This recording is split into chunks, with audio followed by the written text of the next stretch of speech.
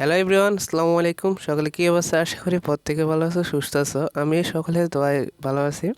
আজকের ভিডিওটি খুবই গুরুত্বপূর্ণ। আজকের ভিডিওতে আমরা আলোচনা করব একটা গুরুত্বপূর্ণ অনুচ্ছেদ রচনা নিয়ে। অনুচ্ছেদ রচনাটি হলো শিশুদের অধিকার। তাই তোমরা আজকের ভিডিওটি কেউ অবহেলা না করে সম্পূর্ণ দেখবা। তোমরা আশা করি আজকের ভিডিওটি দেখলে শিশুদের অধিকার অনুচ্ছেদ রচনাটি সহজে বুঝতে পারবা এবং পরীক্ষায় সহজে লিখতে পারবা। এখন তোমাদের যদি বলা হয় যে শিশুদের অধিকার অনুচ্ছেদ রচনাটি কীভাবে লেখা শুরু করবা, তোমরা একটা প্যারাগ্রাফের মতো এক পাড়ায় লিখতে হবে সুন্দর করে, যেন 1.5 পৃষ্ঠা বা 1 পেজে সুন্দর করে লিখবা, যেন 10-এর মধ্যে 8-9 পেতে পারো। এখন যখন শিশুদের অধিকার লিখবা তখন একটা টান দিবা, তারপর একটু ফাঁক রেখে অধিকাংশ এখান থেকে শুরু করবা। যে আমি যেভাবে লিখেছি, অধিকাংশ উন্নয়নশীল দেশে শিশুদের অধিকার অবহেলিত হচ্ছে। আইনসঙ্গতভাবে স্বীকৃত যেসব সুবিধা মানুষকে দেওয়া হয় তার দৈহিক ও মানসিক উন্নয়নের মাধ্যমে জীবনের পরম সার্থকতা অর্জনে সফল হওয়ার লক্ষ্যে সেগুলোকে অধিকার রূপে চিহ্নিত করা যেতে পারে। এই যে আমি অধিকাংশ লিখেছি, তারপরে একটু ফাঁক রেখেছি আগে, তারপরে আবার এখানে সুবিধা যখন লিখেছি তারপরে এই সিরিয়ালে লিখবে তোমরা, মানে প্রথম একটু ফাঁক রেখে তারপর লেখা শুরু করবা। জাতিসংঘ সাধারণ পরিষদের 1989 সালের 20 নভেম্বরের অধিবেশনে গৃহীত হয় শিশু অধিকার সনদ। জাতিসংঘ সাধারণ পরিষদের 1989 সালে 20 নভেম্বরের অধিবেশনে গৃহীত হয় শিশু অধিকার সনদ।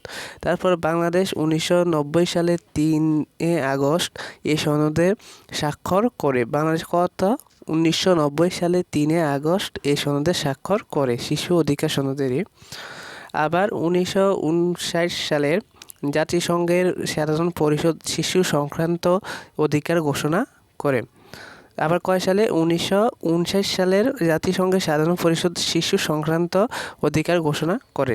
জাতিসংঘের জেনেভা কনভেনশনে শিশুদের জন্য কতকগুলো মৌলিক অধিকার নির্ধারিত করে দেওয়া হয়েছে। সেগুলো হচ্ছে: 1 নম্বরে সকল প্রকার ভয়ভীতি থেকে সুরক্ষা অধিকার। 1 নম্বরে কি? সকল প্রকার ভয়ভীতি থেকে সুরক্ষার অধিকার। 2 নম্বরে আছে বেঁচে থাকার অধিকার। 3 নম্বরে আছে শিক্ষার অধিকার। 4 নম্বরে আছে সুস্থ দৈহিক ও মানসিক বৃদ্ধির অধিকার। 5 নম্বরে আছে স্বাস্থ্য রক্ষা ও সুস্থতার অধিকার। এবং 6 নম্বরে বলপূর্বক কাজে নিয়োজিত না হওয়ার অধিকার। তাহলে এই 6টি অধিকার তোমরা লিখবে। 1 নম্বর হচ্ছে সকল প্রকার ভয়ভীতি থেকে সুরক্ষার অধিকার। 2 আছে বেঁচে থাকার অধিকার। 3 নম্বর আছে শিক্ষার অধিকার। 4 নম্বরে আছে সুস্থ দৈহিক ও মানসিক বৃদ্ধির অধিকার। 5 নম্বরে আছে স্বাস্থ্য রক্ষা ও সুস্থতার অধিকার। তারপরে এবং 6 নম্বরে আছে বলপূর্বক কাজে নিয়োজিত না হওয়ার অধিকার। তারপরে সকল প্রকার ভয়ভীতি থেকে শিশুদের সুরক্ষা করা উচিত। সমাজের কর্তব্য হচ্ছে বিপদসংকুল যাবতীয় পরিস্থিতি থেকে তাদেরকে বাঁচিয়ে রাখা, তাদের অন্ন, খাদ্য, শিক্ষা, বাসস্থান, তারপরে বস্ত্র ও চিকিৎসার ব্যবস্থা নিশ্চিত করতে হবে। সেই সঙ্গে তাদের সদ্গুণাবলী ও সৎ চিন্তা অনুশীলন করার জন্য যাবতীয় সুযোগ দিতে হবে। বস্তুত শিশুদের জন্য সকল প্রকার যত্ন ও পরিচর্যার ব্যবস্থা করতে হবে, যেন তারা উপযুক্ত নাগরিক ও সার্থক মানুষ হিসেবে গড়ে তুলতে পারে। তোমরা যদি সুন্দর করে লেখো তাহলে 1.5 পৃষ্ঠা হবে, 1 পৃষ্ঠা হতে পারে যদি হাতে লেখা ছোটো ছোটো করে লেখো।